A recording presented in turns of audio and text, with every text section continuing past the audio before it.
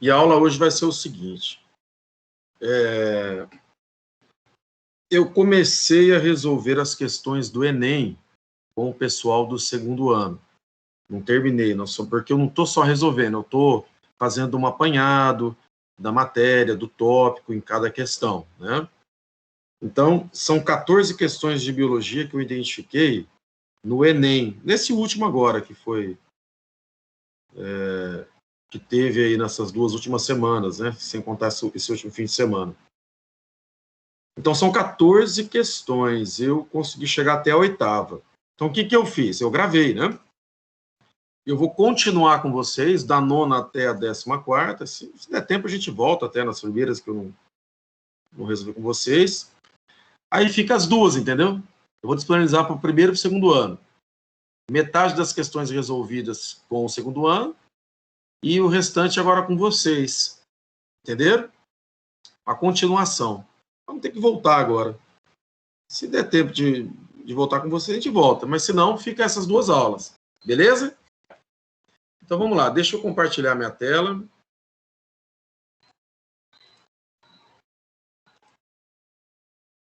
E aqui. Resolvi essas aqui, né? Depois a aula está gravada lá.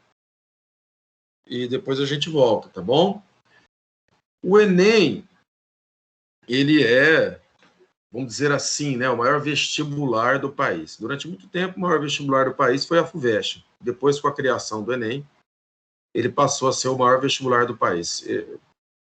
Excelente o Enem, eu digo assim, o aluno tem que fazer algo que praticamente é uma obrigação, né, porque te dá muita oportunidade, né, muita oportunidade. Se inscrever no SISU, né, as universidades federais, todas são pelo Enem, muitas universidades estaduais utilizam a nota do Enem para permitir o acesso do aluno, né, aos seus cursos. Então, é muito bom. Pessoas que estão fazendo curso em faculdades particulares e querem concorrer aí ao ProUni ou mesmo ao FIES, né, que é o financiamento lá estudantil, para facilitar, né, para a pessoa pagar, porque tem alguns cursos aí que são muito caros, nossa. Tem alguns que eu acho que são até, nossa, caro demais, como medicina, né, em faculdade particular, fica até fora da realidade da maioria dos brasileiros, né. As pessoas concorrem, né, o Enem todo ano, para ver se consegue o FIES, né. Então, ele tem várias funções, aí, vários objetivos para quem presta o Enem. Para vocês que estão no primeiro ano, agora vão para o segundo ano, né, eu indico vocês prestarem o Enem no segundo ano para já começar a sentir o que é o Enem, né, como se fosse um teste, né, para vocês terem experiência. Tá bom? Então, vamos lá. Algumas questões do Enem, elas exigem mais do que o conhecimento, mas também exigem atenção. O aluno tem que estar atento para não errar. É muito comum nas questões do Enem, o cara que prepara, ele tenta, não é que ele tenta te levar ao erro, não é isso, ele é malvado, está tentando levar a gente ao erro. É que ele faz uma espécie de peguinha para testar a sua atenção. E se você sabe da matéria, você não cai se você prestar atenção. Entendeu? Isso já é uma forma de, claro, selecionar o aluno, né? Que é muita gente prestando. Então, vamos lá. À primeira vista, você olha e fala, é verminose. Nós não estudamos verminose, então a gente não vai conseguir resolver a questão. Olha só, hein? Nem sempre. É uma questão que você precisa saber menos de verminose e mais de física ou química, né? Saber de densidade. Massa dividido por volume. Olha só que interessante. Vocês vão entender o que eu quero dizer aí. O exame parasitológico de fezes, o famoso exame de fezes, né, é utilizado para detectar ovos de parasitos. Esse termo até, a gente usa geralmente o termo parasita, né, mas o parasito também está certo. Quando você tem verme, né, o médico pede exame de sangue, mas também pede exame de fezes, porque muitos vermes, principalmente aqueles que ficam no seu intestino, ou de alguma forma lançam seus ovinhos no seu intestino, os ovinhos desse verme acabam se misturando com suas fezes. Quando você defeca, ele sai junto com as suas fezes. Muitos não dão para ver olho nu, né? Então, vai ao laboratório e o bioquímico, o biomédico, o cara que trabalha lá, o biólogo, que trabalha no laboratório, ele vai preparar aquele material, colocar numa lâmina e no microscópio. Aí ele identifica, olha, esse aqui é o vinho de Ancilóstoma, aquela lombriga, né? Aliás, o Ancilóstoma do Denali, que é o verme do amarelão, né? Ah, esse aqui é de Ascaris lumbricoides, que aí sim, da lombriga, né? Olha, esse ovinho aqui tem espinho, tipo do Schistosoma manzoni. Aí ele vai te dar o diagnóstico, né? De que verme que você tem aí na barriga. Um dos métodos utilizados, denominado de centrífugo flutuação, considera a densidade dos ovos em relação a uma solução de densidade 1,15 gramas por ml menos 1. Opa, pera lá. Então, o cara vai pegar o ovinho do parasita que saiu em suas fezes e vai colocar numa solução que ela tem essa densidade? Sim. Assim, os ovos que flutuam, cuidado, todo texto tem palavra-chave. Os ovos que flutuam na superfície dessa solução são detectados. Ah, entendi, professor. Então o ovinho tem que flutuar? Exato. Tem que flutuar nessa solução, professor? Exato. Essa solução de 1,15 grama por ml de densidade? Sim. Obviamente, o ovinho que flutua tem que ter uma densidade menor que 1,15. Concorda comigo? Tá vendo? Você tem que chegar a essa conclusão. Só vai flutuar numa solução cuja densidade é 1,15 aqueles ovinhos que têm uma densidade menor.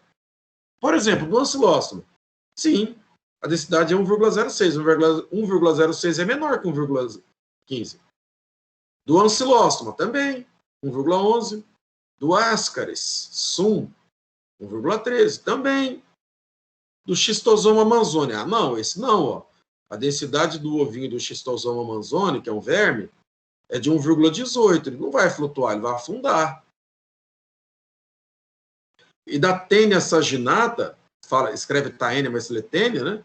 É 1,30. Também não. Então, os dois ovinhos aqui que não vão flutuar é do Schistosoma e da Taenia, cujas densidades são maiores do que a solução que o pessoal usa lá no laboratório. Então, assim, ovos que flutuam na superfície dessa solução são detectados. Os dados de densidade dos ovos de alguns parasitas estão apresentados na tabela. Ó. São esses que nós falamos. Considerando a densidade dos ovos e da solução, aí o cara está pedindo para você considerar o dos ovos, são esses, e da solução, que é essa, ovos de quais parasitos podem ser detectados por esse método. O cara acabou de falar, só pode ser detectado por esse método, que é o centrífugo flutuação, os que flutuarem na superfície. Só vão flutuar, obviamente, os que têm densidade menor que 1,15, que é a densidade da solução. Todos, menos esses dois. Então, por exemplo, na alternativa A, você tem o Schistosoma manzoni. Então, está fora. Na B, você tem a Taenia saginata. Está fora, que é 1,30, é mais que 1,15. Na C, você não tem nem o Schistosoma manzoni, percebe? E nem a Taenia. Você tem do Ancilóstoma, que é 1,06, é menor do que 1,15, então ele vai flutuar. Você tem o do Ascaris lumbricoides, que é a lombriga, né? Cujo ovinho é 1,11 de densidade, então vai flutuar. E tem do Ascaris sum, que é 1,13, menor que 1,15, vai flutuar. Alternativa correta, alternativa C da cebola. Os outros, ó, tá vendo? Você tem aqui a saginata que não vai flutuar, tá fora, e o Schistosoma manzoni também. E aqui você tem açaginato. Por eliminação, alternativa C. Perceberam que nessa... Interessante. Essa questão, você não precisava de conhecer nada sobre ancilócito, máscara, nada de verminose. Você tinha que deduzir densidade dos ovos, que o cara te passou os dados, e a densidade da solução. Você tinha que saber, claro, isso é uma coisa óbvia, vocês sabem disso. Só vai flutuar aqueles que têm densidade menor. Tinha que conhecer mais de química do que de biologia e do que parasitologia. Perceberam? Esse tipo de questão é muito comum no Enem. Ah, essa daqui... Eu vou resolver aqui para vocês, mas tem um probleminha, viu? Ela é de genética. Vocês não tiveram genética comigo, né? Mas eu vou tentar de uma maneira que vocês possam entender, né? Vamos ver se eu consigo aqui, mesmo porque vou deixar essa gravação para o terceiro ano, né? Eles vão entender o que eu vou falar aqui, porque eles tiveram essa aula comigo, né? Eu vou ter que usar aqui um recurso que eu comprei esse ano, justamente para dar aula para eles no terceiro ano. Chama mesa digitalizadora. Alguns professores usam com vocês, né? Foi até uma professora que me deu essa dica. Eu não sabia nem que existia isso aí. No mundo digital eu sou meio devagar, viu, pessoal?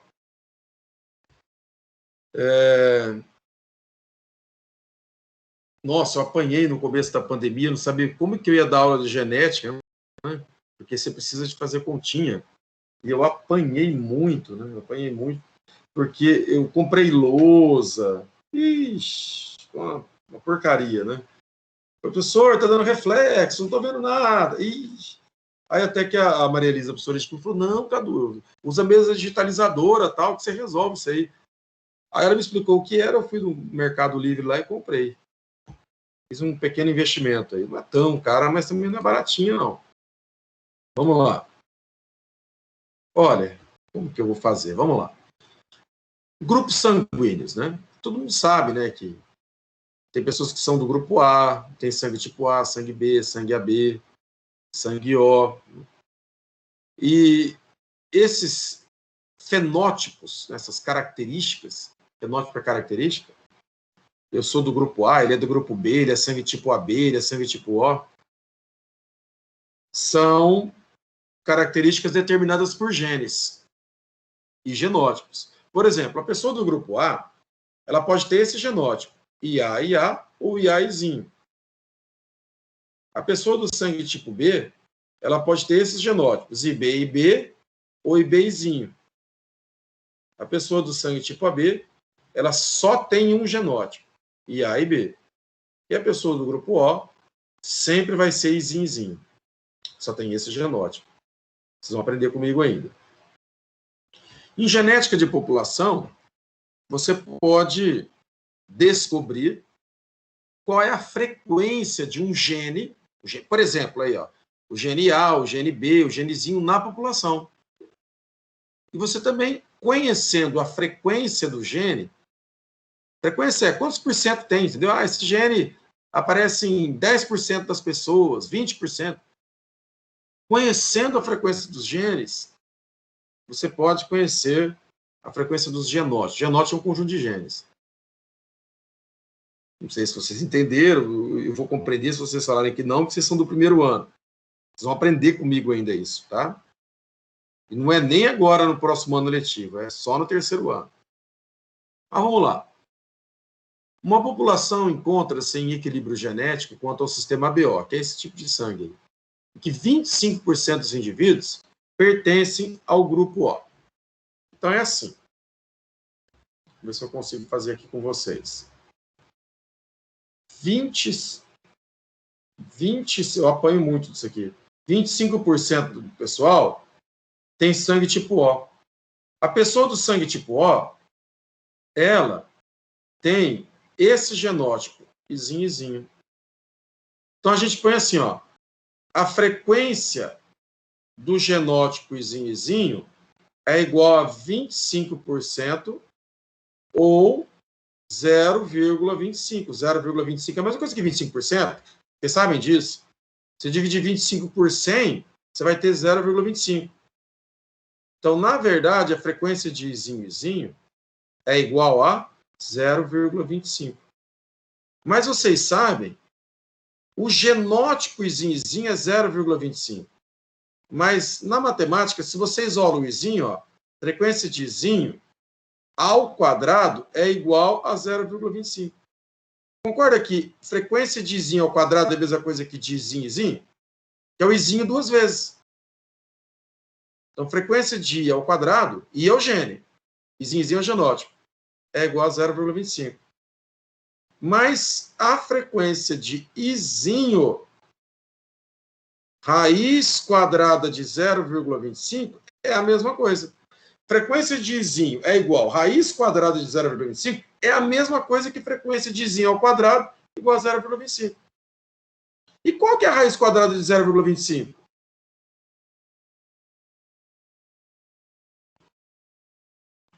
0,5. Ah, então a frequência de izinho, do genezinho, é 0,5. Entenderam? Então vamos lá, continuando. Então, em 25% dos indivíduos pertence ao grupo O. 16% ao grupo A homozigotos. O que significa isso? Esse aqui só, IA e A. O IAzinho, porque a pessoa do sangue tipo A, ela pode ter dois genótipos. Ou ela pode ser IA e A, que é o que a gente chama de genótipo homozigoto, porque só tem um tipo de gene, no caso o IA, ou ela pode ter esse genótipo e ainda ser do grupo A. IAzinho, que a gente chama de genótipo heterozigoto, porque tem dois genes diferentes, o IA e o izinho. Como o IA domina o izinho determina sangue tipo O, e o IA sangue tipo A. Como o IA domina o izinho, a pessoa IAzinho vai ter sangue tipo A. Mas o cara está falando que 16% dos indivíduos dessa população, ou seja, a cada 100 pessoas, 16 são do grupo A e são homozigotos. IA e A. Então o cara quer dizer assim, ó. Vou fazer aqui, ó.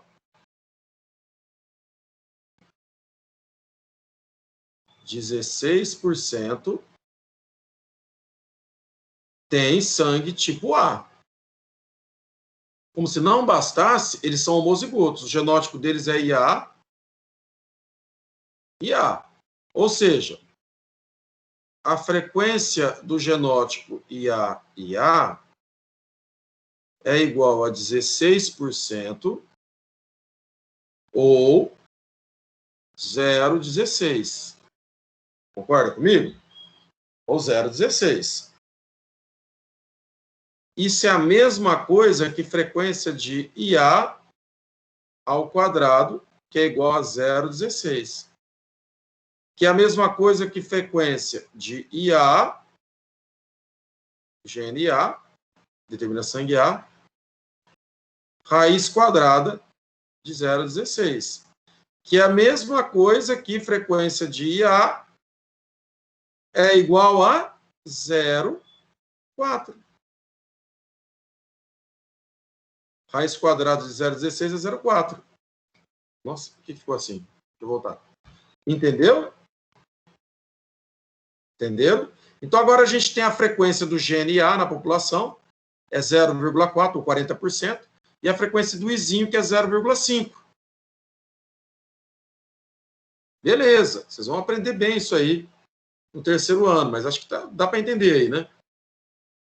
Considerando que P é a frequência do GNA. Ah, então vamos pôr aqui. Isso aqui é igual a P, ó. O cara está falando. Frequência do GNA é igual a P, a gente já tem ela. 0,4. Quem gosta de matemática entendeu aí, ó. Q é a frequência do GNB, beleza. E R é a frequência do izinho. O R nós temos. Professor, mas ele falou que a do IB é igual a Q. A gente não tem do IB.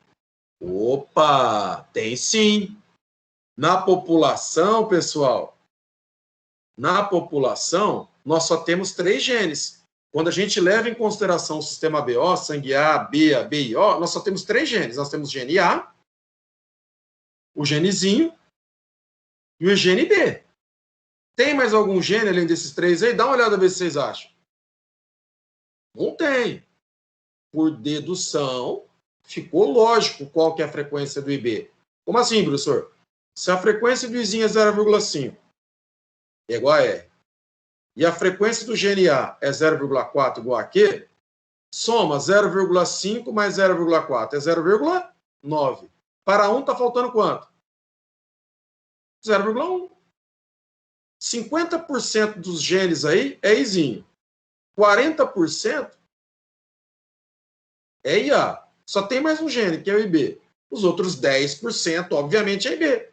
10% é a mesma coisa aqui, 0,1. Então, a frequência de Q é igual a 0,1. Frequência de Q é 0,1, frequência de P é 0,4 e frequência de R é 0,5. Pronto. Beleza. Agora, nós temos esses dados. E olha aqui, ó, para você achar a frequência do grupo A, o cara já te dá a fórmula. Você tem que jogar na fórmula. Ó. P ao quadrado mais 2PR. Acho que é binômio de Newton isso. Né? O B tá aqui, ó. O cara te deu a fórmula. Aí o cara te pergunta, a porcentagem de doadores... Ixi, agora vocês vão ter que saber um negócio. Ai, ai, ai. Essa questão é boa. Nossa, que questão legal, cara. Mas um cara do terceiro ano que aprendeu essa aula comigo, sistema BO e genética de populações, ele mata sem facinho. A porcentagem de doadores compatíveis para alguém do grupo B nessa população deve ser de... Ó, eu vou falar um negócio aqui para vocês vão aprender comigo. Vocês sabem que não é tão simples assim. Uma pessoa do sangue A, ela não pode receber qualquer sangue. Vamos supor, um cara que tem... Eu, por exemplo, tenho sangue A. Vamos supor, Deus me livre e guarde, eu sofro um acidente e tenho uma hemorragia, vou para o hospital, preciso de sangue urgentemente, eu não posso receber qualquer sangue. Como eu sou do sangue tipo A, eu só posso receber sangue tipo A e sangue tipo O. Quem é do sangue tipo B, só pode receber sangue do tipo B e sangue tipo O é o doador universal. O AB, ele é o receptor universal. Quem tem sangue tipo AB, ele pode receber sangue tipo AB, B, A e O, que é 1. Depois a gente vai ver esse negócio de positivo e negativo, que é outra coisa. Tá, mas o cara está pedindo B. A porcentagem de doadores compatíveis para alguém do grupo B, o cara do grupo B, ele só pode receber sangue B e O. Entenderam? O cara do sangue tipo B,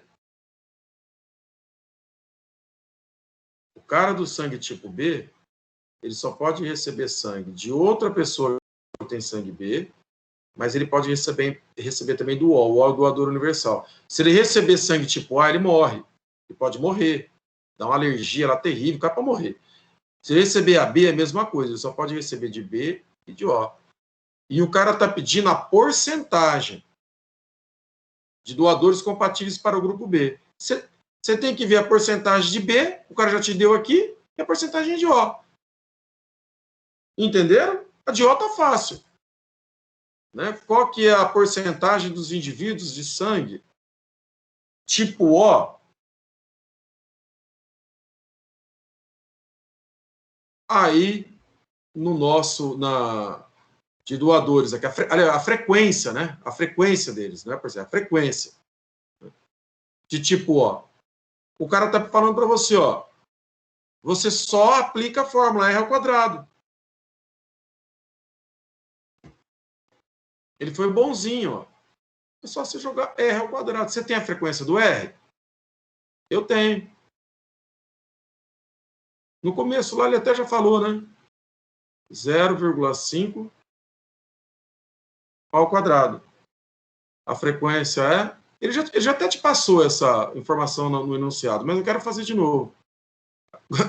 Agora é o inverso. 0,25 ou 25%.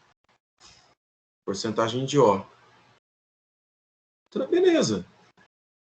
Mas não é só pessoa de sangue O que pode doar para B.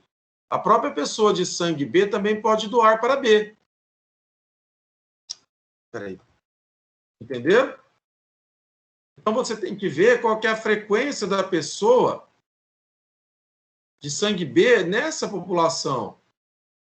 É só aplicar a fórmula. Vamos ver lá? O cara foi bonzinho, ó. De B é Q ao quadrado mais 2QR. Q ao quadrado mais 2QR. Frequência de B é igual. Q ao quadrado, o Q é 0,1. 0,1 ao quadrado mais 2 vezes 0,1 vezes 0,5. Frequência de B. Tá saindo muito ruim assim, porque é difícil escrever, né? Você tem que ter um pouco de, sabe, de aptidão aí, né? É ruim, cara. É ruim pra caramba. Mas vamos lá. Isso aqui vai dar 0,01, né? Mais... Ixi, espera lá. 2 vezes 2, 0,2. Fiz uma bagunça aqui. Vai dar 0... Tudo isso aqui vai dar 0,11, entendeu? Eu estou sem minha calculadora aqui, mas eu... Faz aí, ó. 0,01 mais 2 vezes... Isso aqui, ó. Vou tirar meu celular aqui. Estava com ele aqui agora. Cadê a calculadora? Pesquisa a calculadora aí para ir mais rápido. Faz aí. Aqui, ó. Aí, ó. Estou aqui com a calculadora. Vamos lá. 2... Só para adiantar, para não ficar fazendo na mão. 0,1 vezes 0,5. Dá 0,1.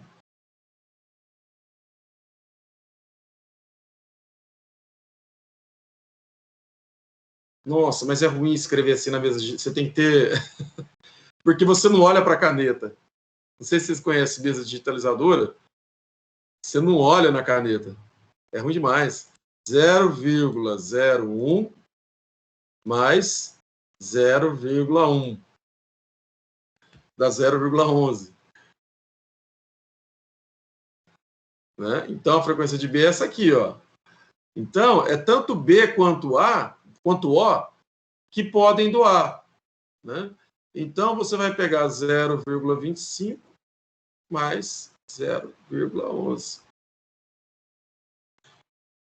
A porcentagem vai ser 0,25 mais 0,11. Dá 0,36 ou 36% da população podem doar sangue para uma pessoa de sangue B. Se você for lá na alternativa, a alternativa correta, 36%. Ó, gostaram da mesa digitalizadora, pessoal? Pedindo desculpa aí da tremedeira aqui, porque é ruim, você só olha para a tela, você não olha para a caneta, né? Mas talvez vocês não tenham entendido tanto, que vocês estão no primeiro ano, mas a resolução é essa. O pessoal do terceiro ano, ao ver essa resolução, eles vão entender. Nós vamos aprender genética, né, no terceiro ano.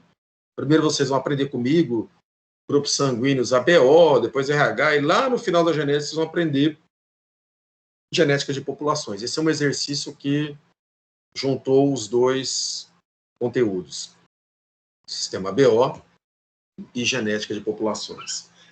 A princípio, para vocês ainda que não conhecem genética, nossa, professor, que exercício difícil, não é conseguir nunca resolver isso. Mas é que vocês não tiveram essa matéria. Na hora que vocês tiverem, vocês vão falar, professor, lembra daquele exercício que resolveu, agora eu vejo que ele não era tão difícil assim.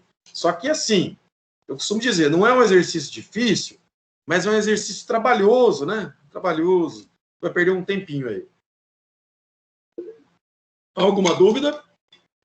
Esse é um exercício, ele não é difícil, mas ele é trabalhoso. Você perde um tempinho para resolver ele. Porque se você errar um cálculo, você perde ele. E os caras, no meio do caminho, eles sabem, ó, aqui o aluno costuma errar. Então já vamos deixar um resultado que, se ele errar, ele vai louquinho marcar esse resultado, vai errar. Você sabia? Eles fazem isso, cara. Por quê? Para testar a sua atenção. Não é que eles são malvados, eles estão certos, eles têm que testar a sua atenção. Por isso que um exercício como esse daí, eu vou dar uma dica. Se sou eu fazendo, eu, aluno, eu deixo ele também para o final. Ele não é difícil, mas ele requer, tem muita atenção e você vai perder um tempinho nele. Se você for rapidinho assim, tá... Vamos lá, cada exercício desse você demora 2 minutos para resolver. Esse você não vai demorar 2 minutos. Você vai demorar, assim, 5 minutos, 8 minutos. E o tempo é o nosso inimigo no vestibular, né, pessoal? A gente tem que saber administrar ele, senão ele se volta contra você. Beleza? Alguma dúvida? Tranquilo? Então, vamos continuar. Essa aqui é uma aula em que eu ministrei para o 3º ano, no começo da pandemia, né? Eu ministrei. Vocês vão ver comigo. É uma aula de especiação. Eu nem preciso de ensinar especiação para vocês resolverem essa questão, vocês vão entender. Especiação é um processo de formação de novas espécies. Hoje nós temos milhões e milhões de espécies, muitas já foram extintas, né? E as espécies, elas vão surgindo ao longo do tempo, não é do dia para a noite. São necessários milhares e milhares de anos para uma espécie surgir. Mas pode perceber que é muito comum espécies aparentadas. O cavalo se parece muito com uma zebra. A zebra se parece muito com o cavalo. Por quê? Tem ancestrais comuns e próximos. Não tá? Eles não estão muito longe. Ou seja, um dia existiu uma ancestral, uma população que deu origem à zebra e ao cavalo. Nós, seres humanos, e o chimpanzé. Nós tivemos um ancestral em comum com o chimpanzé. Por isso que nós somos muito parecidos. Embora não sejamos idênticos, né? Não somos da mesma espécie. Mas nós tivemos um ancestral comum que provavelmente viveu aqui no nosso planeta há pouco mais de 8 milhões de anos atrás. Nossa, 8 milhões? É muito tempo. Ah, mas para o tempo profundo, o tempo geológico, não é muito tempo, não. A Terra tem mais de 4,5 bilhões de anos. 8 milhões não é nada, né? Bom, e assim por diante. Por isso que eu falo, né? Nós não viemos dos macacos, mas temos um ancestral em comum com eles. Eles são os nossos primos, né? Já houve outros hominídeos, né? Outros parentes mais próximos, né? O homem de Neandertal, por exemplo, até 25 mil anos atrás, existia lá na Europa. Ele era mais parente nosso do que o chimpanzé. Só que foi extinto, né? Enfim. Então, vamos lá. Ah, outra coisa. Classificação, melhor dizendo, definição de espécie. O que seria uma espécie? Por que o leão é da mesma espécie da leoa, né? O tigre é da mesma espécie da tigresa. O elefante é da mesma espécie da aliá. Vocês sabiam disso? Que aliá é a fêmea do elefante. Você pode falar aliá ou você pode falar elefanta. Não é elefoa, não, viu? Ah, professor, não é elefoa? Não, elefoa não existe, tá? É elefanta ou aliá. É a fêmea do elefante, tá? Então, por que o elefante é da mesma espécie da aliá ou da elefanta? E assim por diante, né? Porque eles se cruzam naturalmente e deixam um descendente fértil. Por isso, vocês vão aprender isso comigo. Mas já vou adiantando, já vou dando essa aula para vocês hoje, né? Ó, o cavalo e a égua, eles se cruzam naturalmente e nasce o potrinho ou a potrinha, né? Quando crescer, vai ser fértil também e vai se reproduzir. Por isso que eles são da mesma espécie. Mas se você pegar um jumento e colocar para cruzar com uma égua, ele até cruza, porque eles não são da mesma espécie, mas eles são até parentados. Até deixa um descendente, para você ter uma ideia. Por quê? Porque eles não são da mesma espécie, mas têm um parentesco não muito distante, eles são parentes próximos, entendeu? Só que o descendente deles não é fértil. Se for a fêmea, é chamado de mula. Se for o macho, é chamado de burro. E o burro e a mula, todo mundo sabe que não são férteis. Isso é uma prova de que o jumento e a égua não são da mesma espécie, embora sejam aparentados, né? Então, essa é a definição clássica de espécie, professor? Tem que se cruzar naturalmente, deixar o descendente ser fértil? Sim, é a clássica. Mas não é uma definição que abrange todos os seres vivos, mesmo porque tem seres vivos que não fazem reprodução sexuada. E aí? Né? Como aquele é da mesma espécie do outro? A gente recorre à genética, enfim, é uma outra história, tá bom? Mas, por enquanto, saibam disso. Então, baseado nesse pressuposto que eu disse a vocês, vamos tentar resolver a onça. Uma população, momento A, sofre isolamento em duas subpopulações. Momento B, explica, por um fator de isolamento 1. Você tem uma população aqui de uma espécie A. Pode ser de mamífero, de réptil, enfim. E essa população, ela se separa, né? Ela vive num lugar muito amplo, um grupinho dela vai para cá, outro grupinho vem para cá. E, de repente, com o passar do tempo que eu falo é milhares de anos, tá? As placas tectônicas se movimentam e entre esses dois grupos ocorre a interposição de um fator geográfico, um isolamento, um fator geográfico que isola as duas populações. Não tem mais como indivíduos desse grupo aqui cruzar com esse e vice-versa. Eles são da mesma espécie. Sei lá, uma cordilheira surge entre eles, um oceano surge entre eles, um deserto surge entre eles. Então, agora, embora eles sejam da mesma espécie, não vai haver cruzamento entre grupos daqui para cá e vice-versa. E o tempo passa, ocorre mutação genética aqui, e esse grupo vai ficando diferente desse aqui. Chega um momento em que eles estão tão diferentes, que se essa barreira sumir por algum motivo, esse oceano deixar de existir, essa cordilheira deixar de existir, depois de milhares de anos, indivíduos desse grupo se encontrarem com esse, eles podem não mais se cruzar.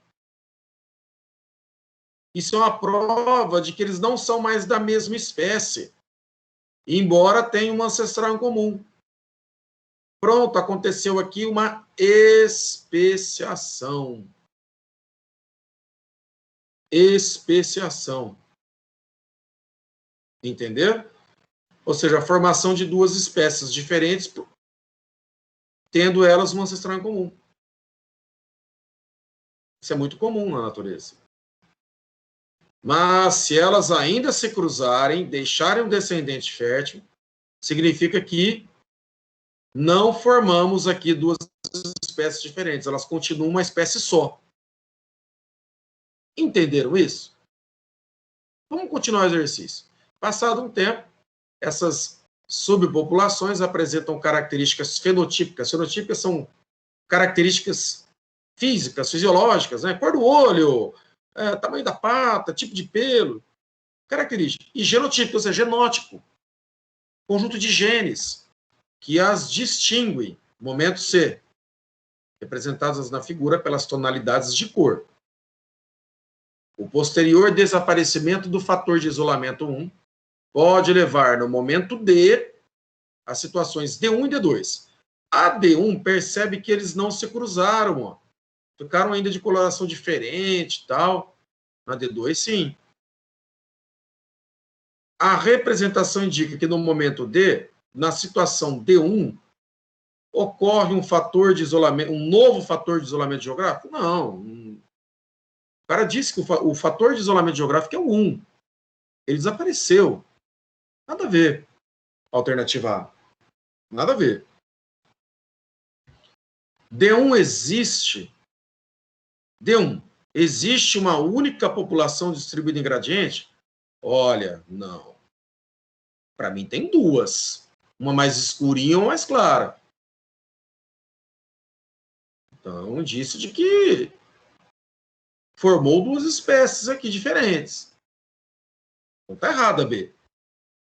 Em D1, ocorrem duas populações separadas por isolamento reprodutivo. Aí sim, ficou claro que em D1, essas duas populações que eram da mesma espécie ficaram tanto tempo separadas, que quando elas se encontraram de novo, porque sumiu o isolamento geográfico, elas não se cruzam mais, ficou bem claro que são duas populações diferentes, são duas espécies diferentes, houve especiação, houve formação de duas espécies diferentes, e elas não se cruzam mais. Se elas não se cruzam mais, ou se cruza, não deixa descendente, ou se deixa descendente, ele é híbrido ou estéril, como é o caso da mula e do burro, ficou claro que eles estão em isolamento reprodutivo, são duas espécies diferentes. Duas espécies diferentes apresentam isolamento reprodutivo. Alternativa correta, alternativa C. Entenderam? Bom, mas eu sempre digo aos meus alunos para ficarem desconfiados. Não é porque você já achou a alternativa correta que você vai desistir. Pode ser que ela não seja correta. Pode ser que você esteja enganado. Termine de ler, para você ter a certeza de que a alternativa que você escolheu é a alternativa correta, é a alternativa que você tem que marcar. D2, coexistem duas populações com características fenotípicas distintas. Não, parece que nem houve aqui especiação, né? Tá vendo? A tonalidade é a mesma. Foram preservadas, em D2, foram preservadas as mesmas características fenotípicas da população original A. Não é verdade, porque uma delas, que é a C, está diferente da original, que é a A. Então, a alternativa C mesmo é a mais plausível, e olhando lá o gabarito depois, eu vi que é realmente essa alternativa correta. Entenderam? Vocês vão aprender comigo especiação ainda, mas o pessoal do terceiro ano, ao ver essa resolução, eles vão entender bem. Isso aí não é uma questão difícil, hein? Essa daí. A 12 é uma questão que exige atenção. Até eu mesmo quase me lasquei nela aí, né? Você tem que ter muita atenção. Ela é cheinha de armadilha. Ela não é difícil. Mas eita questãozinha cheinha de armadilha. A enorme quantidade de resíduos gerados pelo consumo crescente da sociedade traz para a humanidade uma preocupação socioambiental, em especial pela quantidade de lixo produzido. Beleza, o cara está citando um fato, isso aí é um fato, né? Além da reciclagem e do reuso, pode-se melhorar ainda mais a qualidade de vida. Ou, por exemplo, você tem um lixo, né? Ou você recicla, o ideal é aqueles que podem ser reciclados, tá? Nem todo lixo pode ser reciclado. O ideal é que ou você recicla aqueles que podem ser reciclados, reusa, que é reutilizar aqueles que não deveria nem ter sido jogado fora, né? Você tem um objeto que outra pessoa vai usar, doa ele ou vende, mas não joga no lixo. Você tem também o aterro sanitário, que é aqueles que não podem ser reutilizados e nem reciclados. Enfim, isso é uma outra história. Pode-se melhorar ainda mais a qualidade de vida, substituindo polímeros convencionais por polímeros biodegradáveis. O que é um polímero biodegradável? É aquele que você joga na natureza, você joga no solo, aí que não deveria, né? Ele se degrada mais rapidamente. Bactérias e fungos presentes no ar, na água ou no solo vão degradá-los mais rapidamente, são biodegradáveis. Muitos polímeros, o plástico, por exemplo, que é um polímero, ele não é degradado facilmente, então fica muitos e muitos, milhares de anos. E tá trazendo um problema danado, né? O plástico nos oceanos. Se você desenvolve um plástico que se degrada facilmente, tem muitas embalagens aí feitas de amido de milho, né? O amido de milho se degrada facilmente. Você joga ele, por algum motivo, um pratinho feito de eu vi na internet, são prato feito de amido de milho. Seja esses pratinhos de aniversário, sabe? Que você põe bolo de aniversário. Esses pratinhos convencionais é plástico convencional, polímero convencional. Nossa, se ele cair na água, se for cair no mar, por algum motivo ele chega lá, ele vai ficar muito tempo lá. Aí o que acontece? Vem um animal marinho, começa a comer aquilo, pode passar mal, morre, enfim, né? Não é tão raro você pegar um animal marinho morto, você abre a barriga dele, está cheio de plástico, enfim. Já o biodegradável, um amido de milho, como o amido de milho é biodegradável, bactérias e fungos vão decompô-lo rapidinho. Esses polímeros têm grandes vantagens socioambientais em relação aos convencionais. Por quê? Não são tóxicos, nem sempre. Não dá para falar. Não é esse o análise, não é essa a análise. Não precisam ser reciclados? Pode ser reciclado, né? Por que não? Não causam poluição ambiental quando descartados? Nem sempre também. Pode causar. São degradados em um tempo bastante menor que os convencionais? Bom, aí isso você dá para afirmar. Porque o AE apresentam propriedades mecânicas semelhantes aos convencionais. A gente não sabe, depende. De todos aqui, o único que você pode afirmar é esse. De fato, os polímeros, o próprio não está falando, biodegradável, vida, bactérias, fungos, que são os principais decompositores da natureza, vão degradar mais rapidamente do que esses aqui. É a alternativa D, a correta. Tá vendo? Você pode até ficar tentado a não precisam ser reciclados, porque eles vão ser degradados mais rapidamente. Não é porque eles vão ser degradados mais rapidamente que não podem ser reciclados. Podem também ser reciclados. Não são tóxicos? Não sei. Pode ter um que degrada rapidamente, mas é tóxico. Então, a mais plausível é a alternativa desde dado. E é a correta. Tá vendo? Cheio de armadilhas as respostas aí, viu? Não é uma questão difícil, viu? Mas está cheio de armadilhas.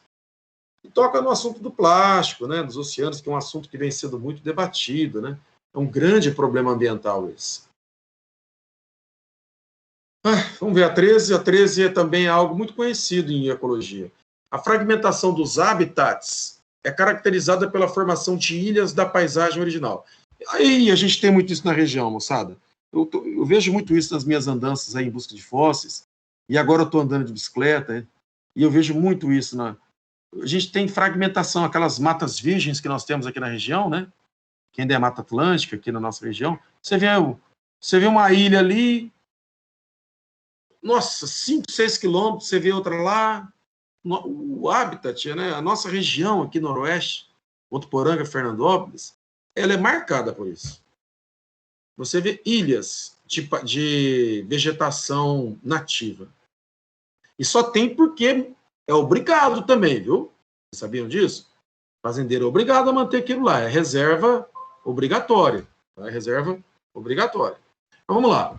A fragmentação dos habitats é caracterizada pela formação de ilhas da paisagem original, circundadas por áreas transformadas.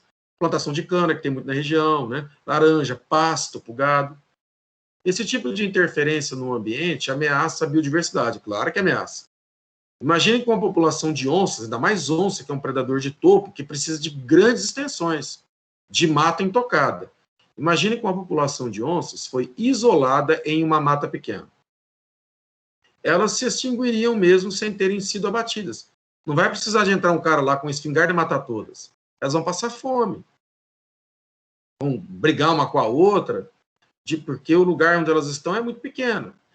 Diversos componentes da ilha de habitat, como o tamanho, a heterogeneidade, o seu entorno, a sua conectividade, o efeito de borda ali, né, que é colocar a divisa entre a vegetação ativa e a área transformada, são determinantes para a persistência ou não das espécies originais. Uma medida que auxilia na conservação da biodiversidade nas ilhas mencionadas no texto compreende... Olha, se você lê, seja de cara, você já vê a alternativa correta. Não é difícil. Se você tem várias ilhas desconectadas, o ideal é conectá-las. Como que você pode conectar essas ilhas? Por meio de corredores ecológicos. Aí elas vão ser conectadas. Aí, o que são vários fragmentos de vegetação nativa, as chamadas ilhas, da paisagem original, você vai ter agora várias ilhas conectadas. Não podem chamar mais de ilha, porque elas estão conectadas. O termo ilha, inclusive, já vem daí, que ela está separada. Então, formação em microhabitats? Não. Ampliação do efeito de borda? Não. Vai interagir mais com a área transformada? Vai dar um problemão danado. Construção de corredores ecológicos. Essa é a alternativa correta. Promoção da sucessão ecológica. Você acha que o fazendeiro vai gostar? Ó, agora você não vai mexer mais nesse pasto que está ao redor aqui desse pedaço de mata virgem que você tem na tua fazenda. Você vai deixar virar mato aqui. Não vai querer, né? Introdução de novas espécies. Piora, porque aí vai dar mais briga lá dentro, né? Já o espaço é pequeno. Construção de corredores ecológicos. Alternativa C. Questão fácil de ecologia. Se você erra uma questão dessa, o seu nome vai lá embaixo, principalmente se o curso que você está concorrendo é um curso que tem uma concorrência enorme, como medicina, por exemplo, né? Engenharia aí em algumas universidades federais. Eu falo muito isso com meus alunos. Se você vai fazer vestibular, o Enem, primeiro resolva as questões fáceis, deixa as questões difíceis para o final, porque no início tua cabeça está fresca, você está com a cabeça arejada, a questão fácil, você pega ela, você não erra. Você pega uma questão fácil para resolver no final, você já está com a cabeça inchada já, 4 horas lá, 3 horas e meia, você pensando, você já não aguenta mais, você quer ir embora, aí você erra a questão fácil. É difícil uma pessoa gabaritar no Enem, né, pessoal? Ou no vestibular difícil como o da FUVEST. Sempre uma ou outra você vai errar, por melhor que você vá no vestibular. Já que você vai errar, erra aquela difícil. Não erra fácil. Porque a fácil a maioria das pessoas acerta. Aí passa para tua frente, entendeu?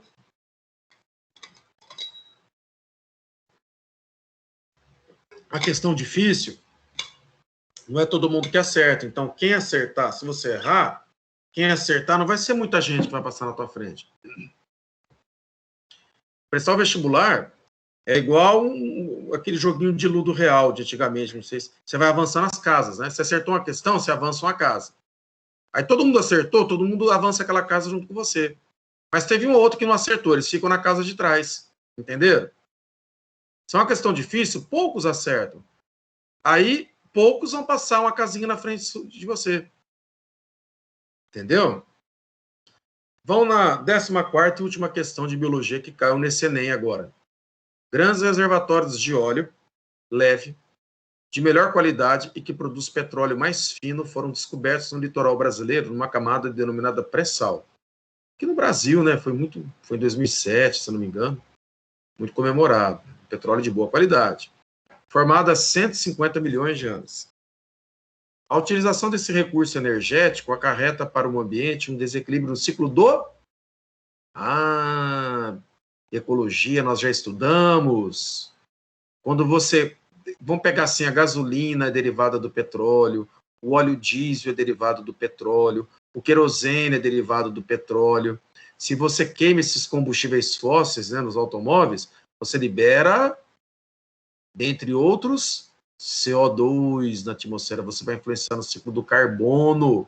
Então, você já tira, você tira a alternativa A, que é nitrogênio, você tira a alternativa B, que é nitrogênio, você tira a alternativa E, que é fósforo. Você fica com essas duas, é carbono. Vamos ver a C. Devido ao aumento dos carbonatos dissolvidos no ambiente marinho, o pré-sal é uma camada de rocha sedimentar que tem petróleo, que fica embaixo de uma camada de sal. Rocha sedimentar, petróleo. Rocha sedimentar é formada a partir de sedimentos. Está precisando um pouco de geografia para resolver essa questão também.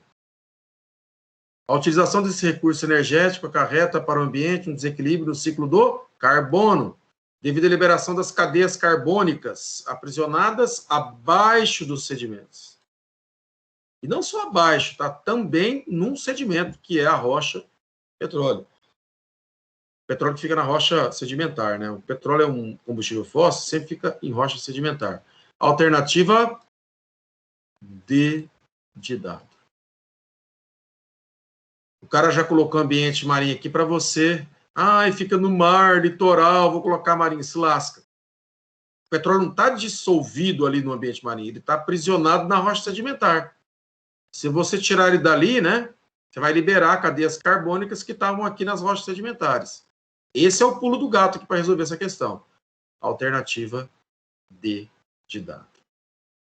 Tá aí, pessoal. Tá aí, né? Deixa eu parar aqui o compartilhamento.